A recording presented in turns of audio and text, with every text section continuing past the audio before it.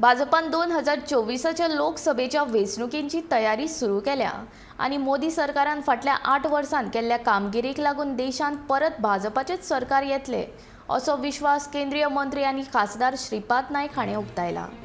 खासदार श्रीपाद नाईक हांणी केंद्रीय मंत्री नारायण राणेच्या सिंधुदुर्गांतल्या लायफ टायम हॉस्पिटलाक भेट दिली। त्या वेळार नारायण राणे आणि भाजपा कार्यकर्त्यांनी तांकां ढोल ताशांच्या गजरान येवकार दिलो। राज्यसभेच्या वेंचणुकेत भाजपाक महाराष्ट्रात मेळिल्ल्या जैता खातीर खासदार श्रीपाद नाईकान महाराष्ट्र भाजपाची तोखणाय केली। मोदी सरकाराक 8 वर्सां पुराय जाल्ल्याच्या निमतान सरकारान फाटल्या 8 वर्सांत घेतिल्ले म्हत्वाचे निर्णय आणि सर्वसामान्यां खातीर राबयल्ल्या येवजण्यांची म्हायती दिवपा खातीर भाजपाचे खासदार दर एका राज्यांत वचून कार्यकर्त्यांची भेट घेतले। ह्याच कार्यावळीचो भाग म्हूण श्रीपाद नाईक हांणी सिंधुदुर्ग जिल्ह्याचो दौरो केल्लो।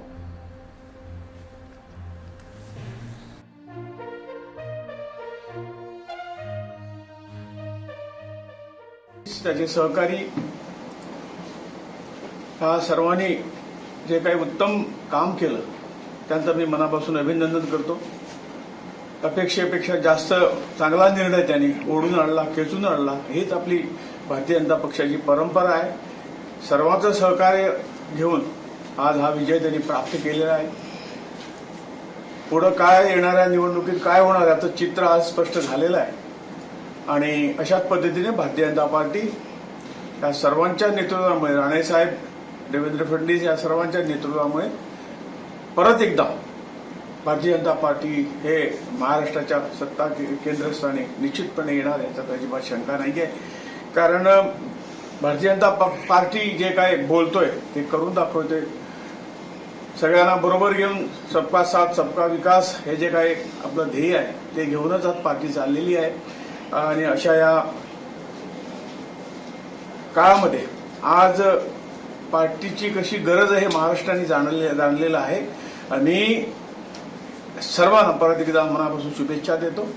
आज आपला प्रवास हा महाराष्ट्रात सिंधुदुर्ग जिल्ह्यात होता।